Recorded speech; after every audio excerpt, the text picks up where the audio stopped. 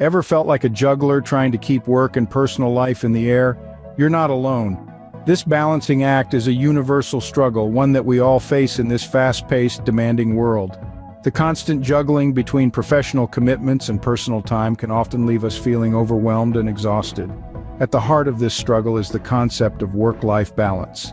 It's that elusive state of equilibrium where we're successfully fulfilling our work duties without sacrificing our personal health and happiness. It's about finding time for our loved ones, our hobbies, and ourselves amidst the hustle and bustle of our professional lives. The importance of work-life balance cannot be overstated. It's a key component of our overall well-being, impacting our mental health, physical health, relationships, and even our work performance. Today, we will explore practical strategies for achieving a more balanced life. Before we tackle the how, let's understand the what. What does work-life balance really mean? In its simplest form, work-life balance is a concept that supports the efforts of individuals to split their time and energy between work and the other important aspects of their lives. But let's be clear, it's not about meticulously dividing your time into equal halves for work and personal life. That's a common misconception. Instead, think of work-life balance as a seesaw. On one side, you have your work, the projects, deadlines, meetings, and all the other responsibilities that come with your job. On the other side, you have your personal life, your family, friends, hobbies, health, and personal growth. The objective isn't to keep the seesaw perfectly level at all times. It's about maintaining a comfortable equilibrium where both sides get the attention they deserve and you feel satisfied. Work-life balance is about flexibility. It's about being able to pursue a fulfilling career while also having time to enjoy life outside of work. It's about being present in the moment, whether you're at a business meeting or your child's school play. It's about knowing when to power through that extra hour of work and when to put the laptop away and take a break. It's also about recognizing that the perfect balance can look different for everyone. For some, it might mean leaving work early to pick up their kids from school. For others, it might mean spending the weekends pursuing a hobby or furthering their education. But remember, work-life balance isn't a one-time achievement. It's a continuous process of adjustment and readjustment as the demands of work and personal life shift and change. So when we talk about achieving work-life balance, we're not talking about a static 50-50 split. It's about finding that sweet spot where you feel satisfied and fulfilled in both your work and personal life. So it's not a perfect 50-50 split, but rather finding what balance looks like for you. To strike that balance, we first need to identify our priorities. So what does this mean? Well, it's all about setting clear personal and professional goals. These are the guiding stars in our journey to balance. Personal goals might include spending quality time with family, pursuing a hobby, or investing in personal growth and health. On the flip side, professional goals might be career advancement, skill development, or achieving specific business outcomes. Once these goals are clear, they can guide our time management and decision-making. For instance, if family time is a priority, you might choose to leave work at a certain hour to ensure you're home for dinner. If career advancement is your aim, you might opt for additional training or education. In essence, these priorities become the compass that directs our actions and decisions, helping us navigate the work-life terrain. We're not trying to fit our life around work, but rather aligning our work around what truly matters in our life. Remember, your priorities shape your balance, not the other way around. Now that we know our priorities, let's dive into some practical strategies. The first strategy is setting boundaries. In our hyper-connected world, it's easy to let work spill into our personal time. But it's essential to establish firm boundaries between work and personal life. For instance, you might decide that after 6 o'clock in the evening, you're not going to check your work emails. Or maybe you'll make a rule that weekends are for family and leisure time only. Whatever your boundaries are, make sure they're clear and stick to them. Next, we have learning to say no. This can be one of the hardest skills to master, but it's also one of the most crucial for maintaining balance. You don't have to accept every project that comes your way or attend every social event you're invited to. It's okay to prioritize your time and energy and say no when you need to. The third strategy is delegating tasks.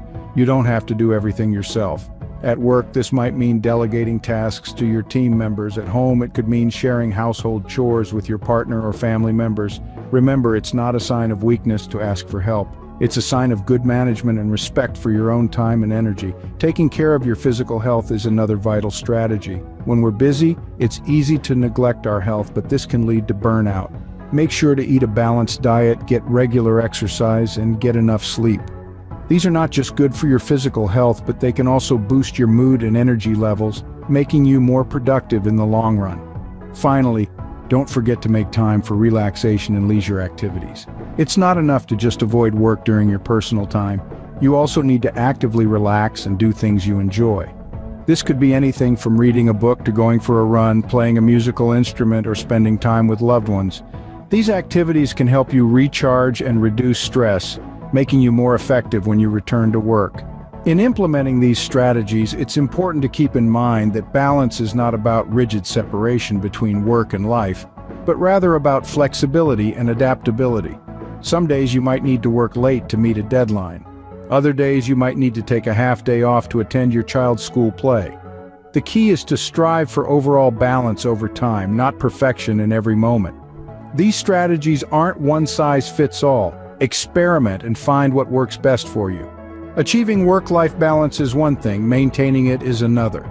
It's a journey, not a destination.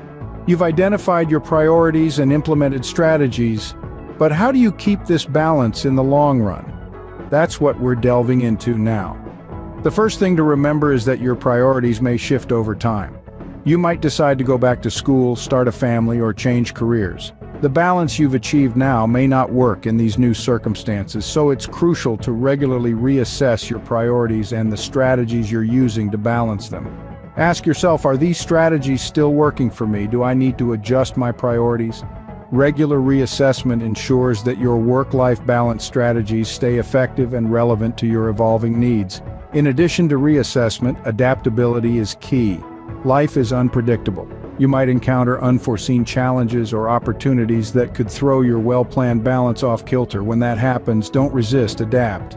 Being flexible allows you to navigate these changes without sacrificing your well-being or productivity. It's also essential to remember that maintaining work-life balance is not a solo endeavor. Rely on your support network. It could be your family, friends, mentors, or even professional assistants like therapists or career coaches. They can provide perspective, advice, and the emotional support you need to keep your balance.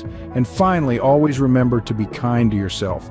You're human, and there will be times when things don't go as planned. It's okay. Don't beat yourself up. Instead, learn from these experiences and use them to strengthen your approach to balancing work and life. In essence, managing work-life balance in the long run involves regular reassessment, adaptability, a strong support network, and above all, self-compassion. It's a continuous process, a dance of give and take, and it's okay to stumble now and then. What matters is that you get up, adjust your steps, and keep moving forward. Consistent check-ins with yourself are key to sustaining your work-life balance. Remember, it's your life and only you can create the balance that works best for you. Let's recap what we've learned about balancing work and personal life. We've explored the concept of work-life balance, highlighting its essence as not merely splitting hours equally between work and personal activities, but rather about finding a harmony that respects our individual needs and personal circumstances. We delved into the importance of identifying your priorities, understanding that these can shift and evolve over time. Recognizing what truly matters to you is a crucial step in achieving a satisfying work-life balance. We've also shared some practical strategies to help you manage your time more effectively. These included setting boundaries, scheduling downtime, and utilizing technology to your advantage. Lastly, we discussed how to maintain work-life balance in the long run. It's an ongoing process that requires regular check-ins with yourself and a willingness to make necessary adjustments. Remember, work-life balance is not a destination, but a journey of continuous adjustment and reassessment. Happy balancing!